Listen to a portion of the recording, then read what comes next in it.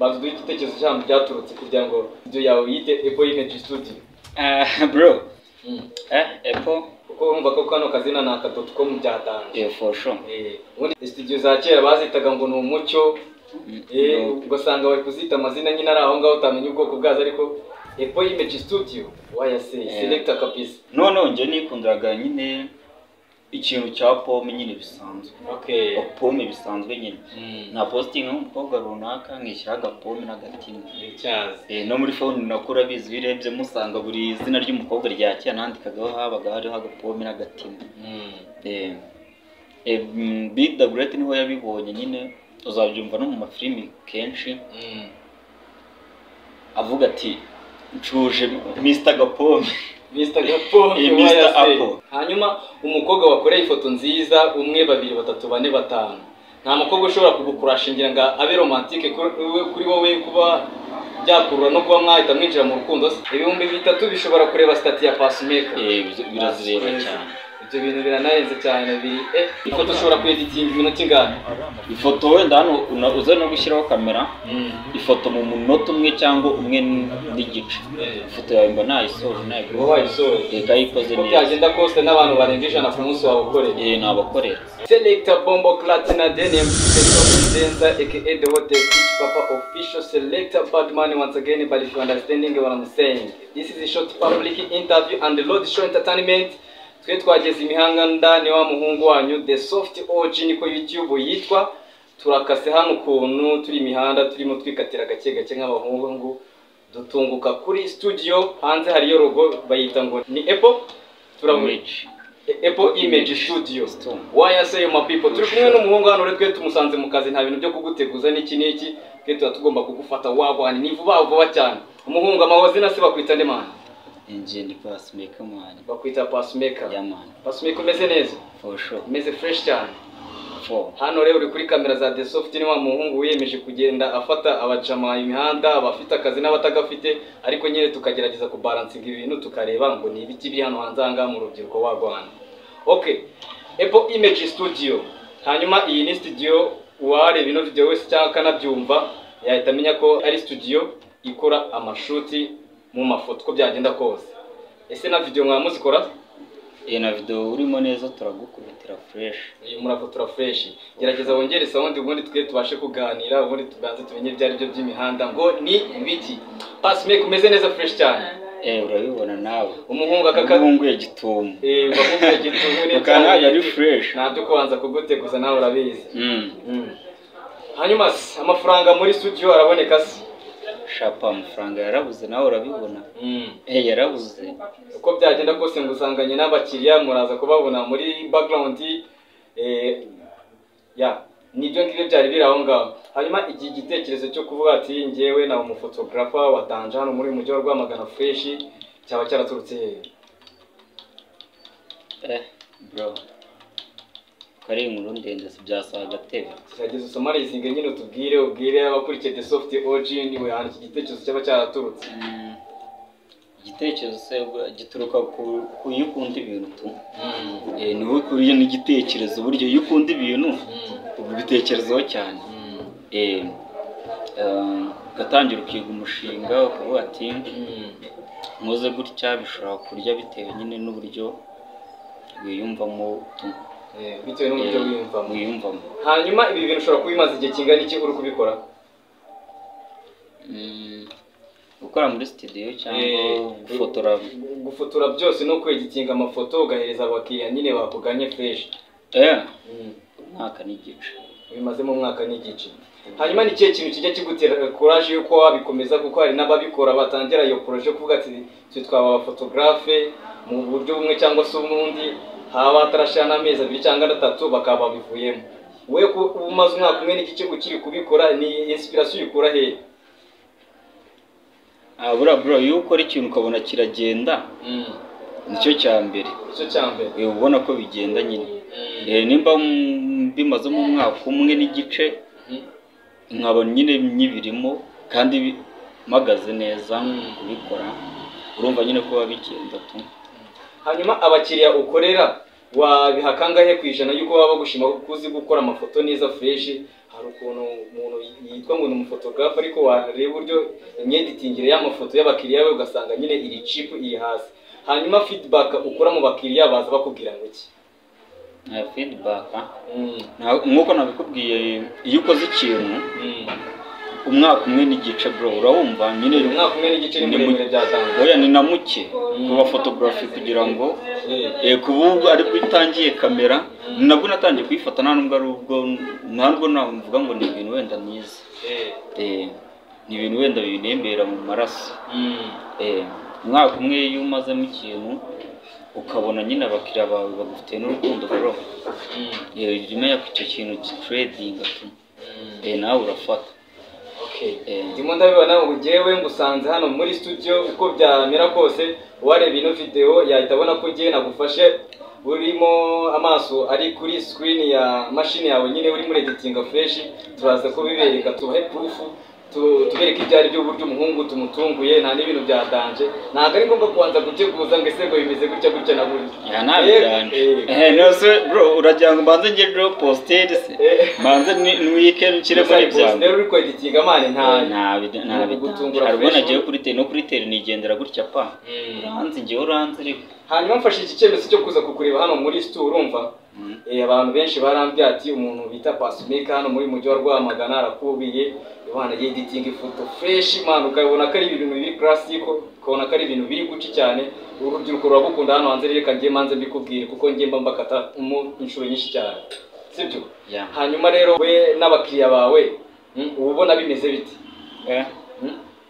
Abakiriya ejo bundi arabankubise baguhora nyine uko wakora kose ntago abantu bose bagushima bro, ntago urabizi. Gusa hari biba bitagenze neza, ntago ari ukuvuga wenda ngo ibiki, hari ikintu kitagenda neza kandi abakiriya bose ntago ari bamwe. Hari abashobora kuba bari gutera nka story nyine bibereye nk'ahantu bakavuga ati se muri uyu mujyi uko byagenda kose hari abandi bantu nabo bakora amafoto, bafite amastudio y'amafoto n'amavideo nyine muri uyu mujyi. Ntago ari wenyine ariko by'abakiriya iyo bicaye bari kuganira cyangwa se nubwo n'urubyiruko, reka mbivuge gutyo kuko akenshi na kenshi nibo bakiriya mu bambere mugira benshi. navuga bakunda kuboneka buri munsi. Urumva hari igihe bicara bakagana bakavuga ati kwa runaka nibo barenze, kwa runaka barabasha, runaka ntabyazi. Ese hari abantu bajya bakujya bakubwira amagambo nk'aya ngo bagerageza guselectinga abafotografi muri uyu mujyi?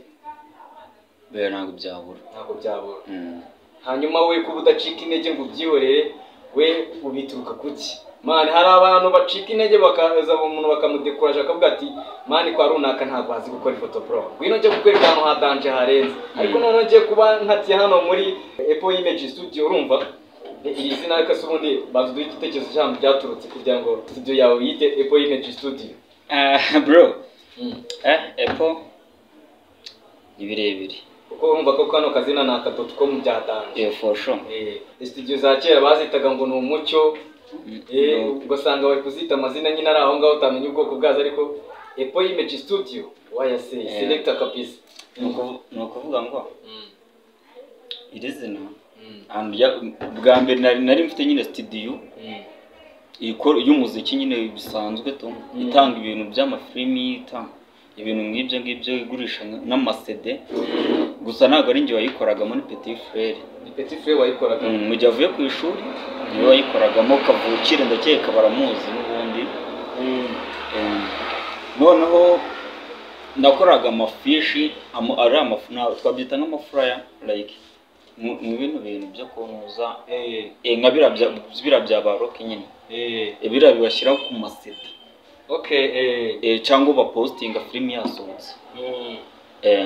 Noneho nyine nari nziranye na bariya abantu ari njye bakorera nyine turi inshuti nk'uko turi inshuti bisanzwe.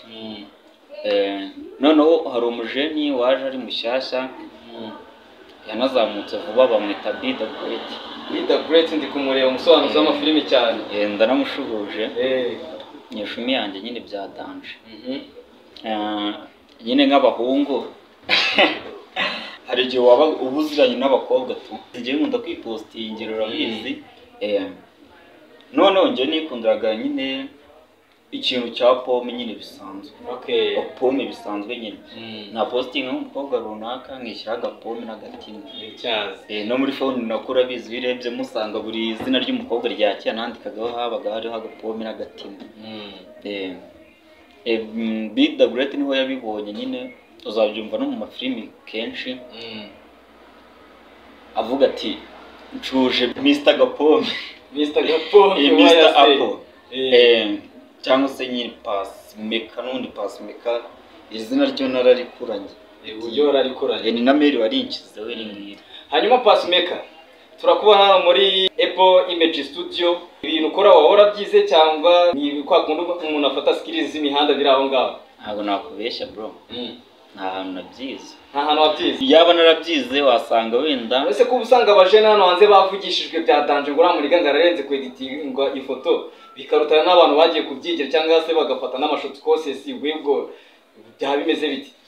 Ukuvuga ngo nuko nakubwiye impano y'umuntu hari ibintu bigutembera mu mitsi bro nawe kandi urabizi. Bidasabye ngo ikintu kuba warakize rega kuba warize ikintu nose nuza abajene baba barashoje amakaminuza amana abajene gusoza kaminuza ariko akaba ibyo yize atanabikora. Amusore twaganiriye cyane kuko ndagutunguye sinabanje kuguteguza niyo mpamvu bura niba iyo dukoranye ikiganiro mba ngomba kugutamo n'aga challenge.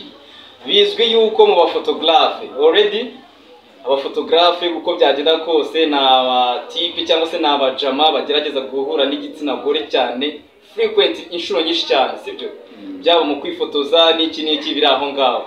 Ese ubyitwaramo ufite ubonye nk'abakiriya b'abakobwa wenda barenze umwe babiri batatu kwa guhinduranya amaposteri bigenda bite kugira ngo bari abakobwa bifotoze? Ese ninde ubereka amaposteri? Hari abakobwa ashobora kuza kwifotoza ari ugasanga ntago bazi posteri, ninde ubigufashamo umuntu ubereka amaposteri yo kwifotoza? Ni igiciro. Ni igiciro.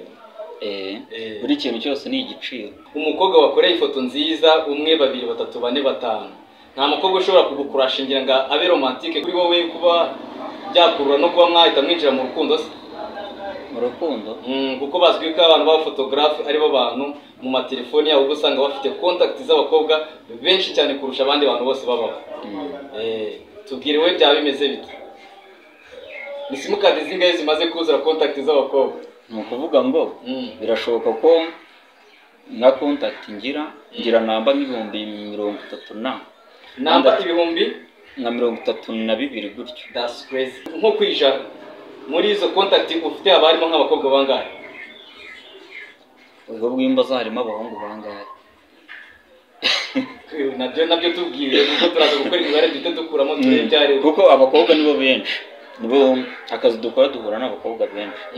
Nta mukobwa ushobora kugira ikibazo cy'uko utamwandikiye manu ugasanga nyine nka byandi byo twakwita nko gufura kandi nabwo wenda ubwo mwamenyanye ari ukaje kwifotoza ubigenza ibyo bintu basha kubyitwaramo kuko gukontrola amarangamutima y'abakobwa bakugana ari benshi byo biragoranye.